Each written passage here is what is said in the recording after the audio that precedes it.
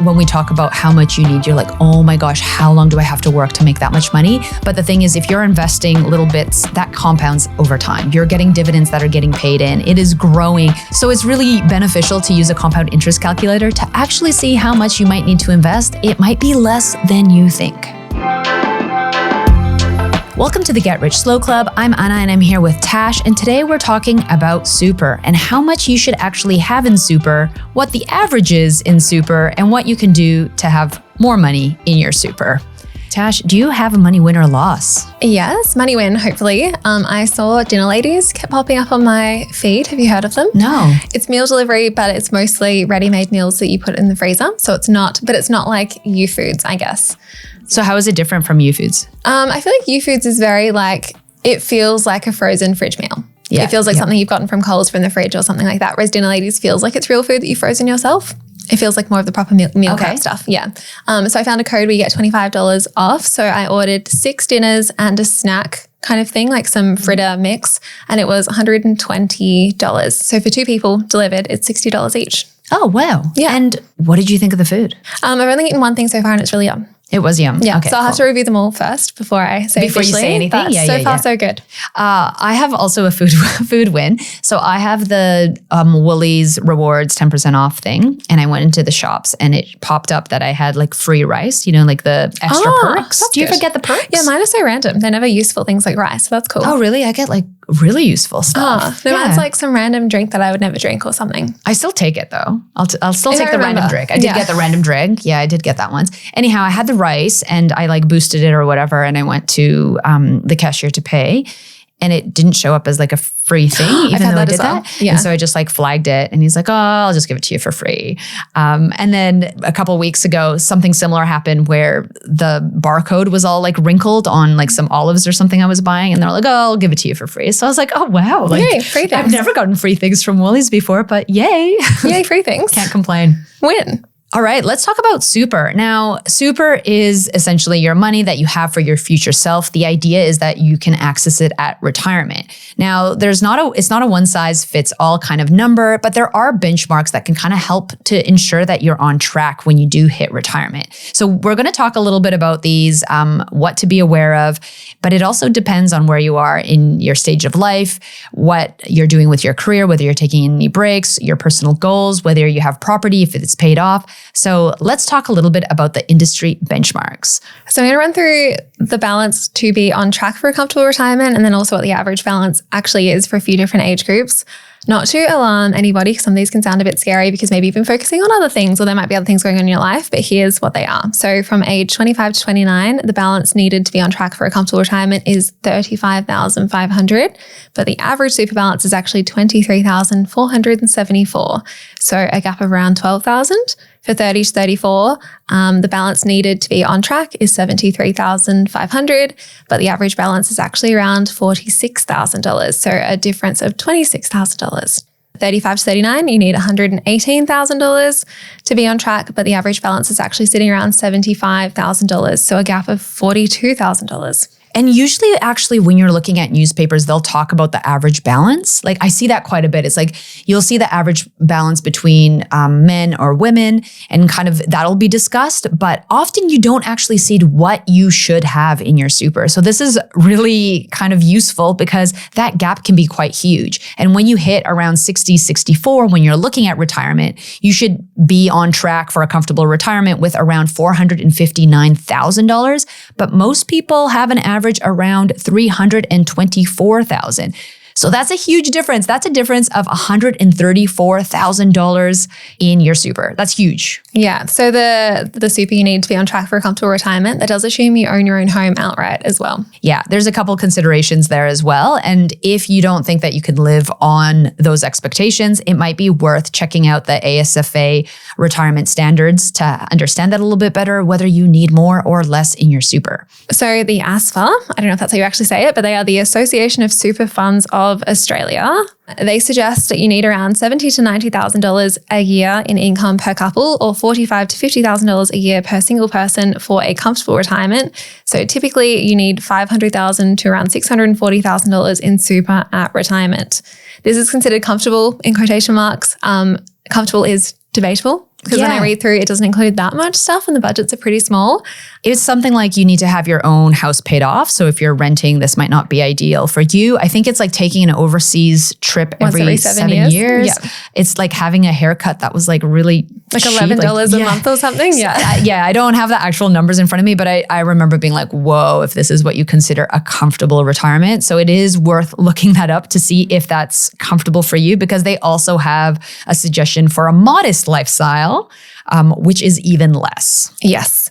Now, there are different considerations when it comes to your super. You might need more or high, as we've just talked about the regular standards for a comfortable retirement, such as, do you have a home? Are you planning to pay off that whole home by the time you hit retirement? Are you planning to retire early or later? Are you striving for financial independence early? You might need more money upfront and less at retirement. That all kind of depends. Are you planning to work part-time or have career breaks, such as parental leave, that can have a huge impact on your retirement? And then again, the modest and the comfortable things. So if you are planning, for example, to take some career breaks, especially when it comes to parental leave, it's important to know that women often retire with 20 to 30% less than men in their super. And a couple of reasons for this is the gender pay gap. It is that they often take on part-time work. They are taking on unpaid caring duties for either little ones or even aging parents. So it is really important to be looking at that pay gap, how it might potentially impact you, and what you can do to actually boost up your super, because there are some things that you can do. So here's what you can do, because it might be something a little bit scary. I also think it's important to point out that you don't actually need to physically save the $640,000. A lot of that will be investment growth and compound interest as well. Yeah. That's actually a big one. I think when we talk about how much you need, you're like, oh my gosh, how long do I have to work to make that much money? But the thing is, if you're investing little bits, that compounds over time. You're getting dividends that are getting paid in. It is growing. So it's really beneficial to use a compound interest calculator to actually see how much you might need to invest. It might be less than you think. Yes. Things you can do though, regularly check your super statements. Very boring, but very needed sometimes. Just log in and take a look. Keep tabs on your balance, fees, and investment performance. I do this monthly because I just want to make sure that I'm properly getting paid, and I track my net wealth. Yes, always a good idea. Consolidate multiple super accounts. So log into your MyGov account and check if you have multiple super funds. Consider consolidating your super so you're not stuck paying multiple sets of fees or insurances. But it might be worth checking if you can get insurance in your new super fund before you close an old super fund. Sometimes people have default insurances that they're not eligible for if they opened a new account. So if you close an old one, you might lose insurances that are actually the best for you. So be mindful of that as well. Review and adjust your investment options. So often when you join a super fund, you're kind of thrown into their default fund. And depending on where you are in your life, you might want to consider high growth or growth options, or you want to understand your risk tolerance, and therefore you might want to be a bit more conservative. But this is really important to take a look at because it is going to impact your returns over the long time. Yes, make sure you're in the right fund, but don't fiddle too much, because I know some people that do. Yeah, you don't want to fiddle all the time. Compare your super funds, fees, and performance to others to ensure you're getting a good deal. You can also make additional voluntary contributions into your super either before or after tax to boost your balance over time. Yeah, so this is something that is worth looking at in the new year, especially when you're thinking of all of the contributions you could potentially make. You can salary sacrifice and so forth. It's just important to take a look at that and understand where you're at and what you're eligible for. You can also take advantage of government co-contribution. So if you're eligible, you can make a small after-tax contribution, which may trigger free government top-ups, so up to $500 a year. There's income limits on this, of course. But this is really useful if you're taking parental leave. So this is something I wish I did, like looking back when I took a year off of work and wasn't working. Had I done this, I would have gotten an extra $500. So if you are planning on taking parental leave, this might be worth looking into. You can also consider spousal contribution. So it requires a conversation between partners and coordination, but it can help boost the total household retirement savings and earn a tax offset. And this is also really great if you're going on parental leave, because oftentimes if you are taking time out of the workforce, you're not getting paid super. So isn't it great if your partner is benefiting you? And that way we can also close the super gender pay gap. Yes, definitely. In conclusion, don't panic if you feel behind. I've noticed, like in my DMs and in my question boxes, a lot of people feel really far behind, even though to me it just seems like people are on track. But it's really hard if you're comparing to people who are older than you or more ahead than you, and then you feel behind. But don't panic. You can improve your super balance. You can improve your financial situation, but you might not even be as behind as you think you are. Patty on the Money does a really good job of actually tracking this. I don't see too many people talking about super. A lot of people talk about investing outside of their super, but I know that she talked about when she was on parental leave, she realized that she wasn't investing as much in her super. What Patty started doing was actually tracking her super contributions and how actually she can catch up within those contributions so that she can be in line with what she wants in terms of her comfortable retirement. So that's a really great thing that we should talk about because a lot of people talk about investing outside of your super, but your super can be really beneficial. Remember that you can take small steps now and it's better than taking no steps at all. So open your super and have a look if you're not sure. You can also speak to a financial advisor or you can use the super calculator on Money Smart to see the impact of adding small amounts now. Yeah, the contributions can actually be huge. I know even just a small percentage of your wage that could go towards super can really help you at retirement. And I know for some of us, retirement feels like a lifetime away, but little bits now can really benefit you later. Definitely. Okay, bye. Thanks so much for joining us. If you found this episode helpful, please rate us 5 stars, write a review, or share with a friend. If you're new to investing, make sure to listen to our first 10 episodes. Follow us at Get Rich Slow Club or Tash at Tash Invests or me at Ana Cristina. The Get Rich Slow Club podcast is a collaboration between Tash Etchman from Tash Invest and Ana Cristina from Perla.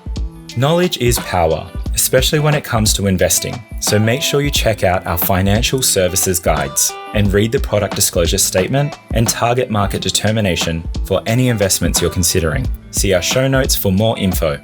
Any advice is general and does not consider your financial situation, needs, or objectives, so consider whether it's appropriate for you.